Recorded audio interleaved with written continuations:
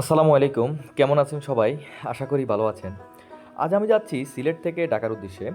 যাওয়ার পথিমধ্যে আশেপাশের সৌন্দর্য দেখে নিজেকে আর আটকে রাখতে পারলাম না।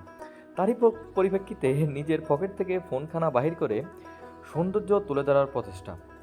আজ আমি আপনাদেরকে ছোট্ট একটি অ্যাডভাইস করব।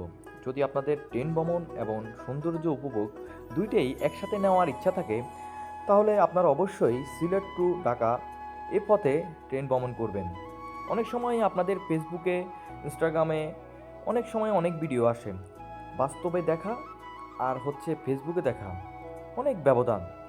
তো ট্রেনের মধ্যে আমি যে জিনিসটা সবচেয়ে বেশি উপভোগ করি সেটা হচ্ছে হকার মামাদের বিভিন্ন জিনিসপত্র নিয়ে আসা, যা আপনি সচরাচর বাসের মধ্যে কিন্তু পাবেন না। শ্রীমঙ্গলের আনারস হতে শুরু করে ঝালমুড়ি, অল এভরিথিং সব কিছু দেখি এই ট্রেনের মধ্যে, ট্রেন ভ্রমণের মধ্যে আপনি পাবেন। তাছাড়া আশেপাশের সৌন্দর্যের দিকে যদি তাকাই, এই যে বিস্তীর্ণ মাঠ দেখা যাচ্ছে, বৃষ্টির সিজনে কিন্তু এখানে একবারে পানিতে ভরপুর হয়ে যায়, যা ট্রেন ভ্রমণের ক্ষেত্রে আরও সৌন্দর্য দ্বিগুণ হয়ে যায়। আরেকটা জিনিস হচ্ছে, আপনারা অনেকে সিলেট আসেন, ভ্রমণ করেন, শ্রীমঙ্গল আসেন না।